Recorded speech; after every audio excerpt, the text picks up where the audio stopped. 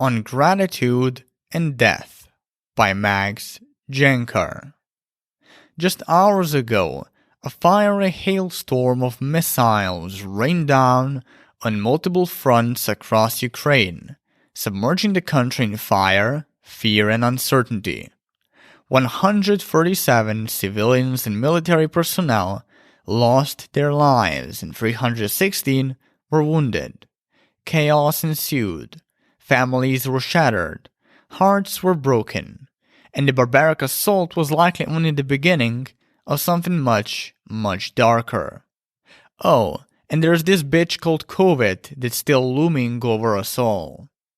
And then there's you, trying to figure out how to feel better after a breakup.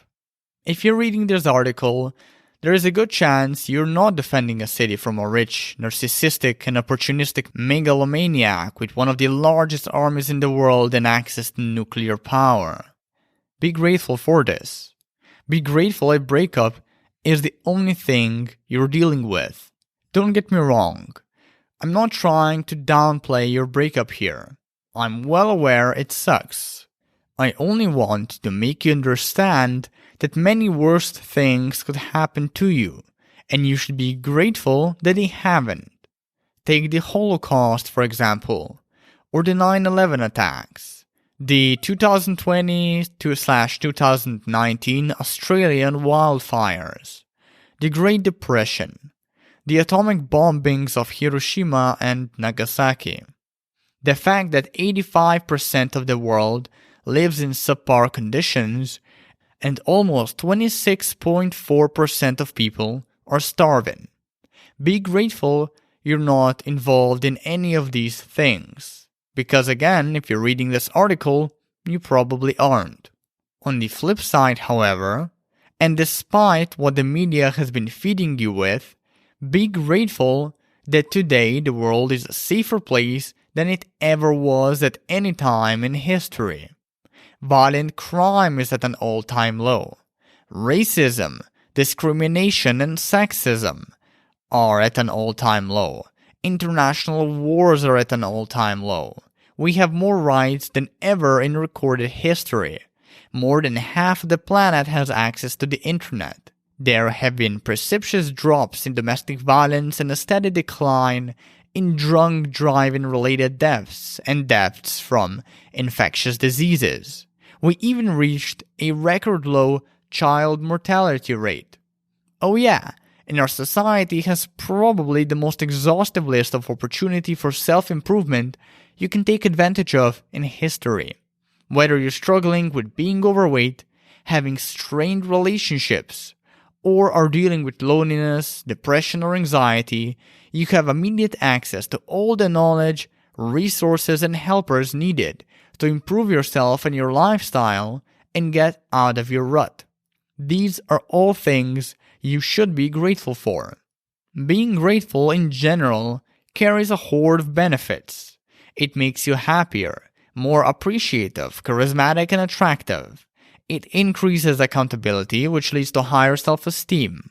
It helps you remain in the present moment, which leads to less stress. It abates obsessive thoughts and rumination.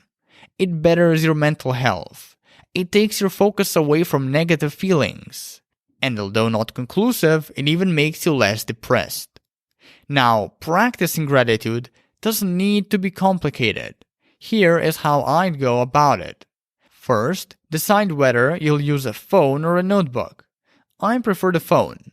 In your Notes app, create a note called Gratitude and set a daily reminder in your Reminders app to practice gratitude at the most convenient time of the day. Whenever your reminder goes off, open your gratitude note and jot down at least one sentence about what you are grateful for. Be sure it is as specific as possible, although you don't always have to make it so. For example, I'm grateful to have friends who are able and willing to listen to me whine and cry about my ex. I'm grateful that I love my job and can use it as a reminder that despite my ex leaving me, I still have something to look forward to. I'm grateful that I at least got a chance to experience what having a relationship feels like. I'm grateful to live in a world with vast resources and training material on how to get over a breakup. I'm grateful Russia hasn't torn apart my home and killed my family plus dog yet, and that all I'm dealing with is a breakup. Remember, you're not writing an essay here. Simply taking 20 seconds to write one sentence is enough. And you don't even need to write. You can do this entire exercise by talking to yourself if you prefer. The important thing is to keep doing the exercise for at least 21 to 30 days.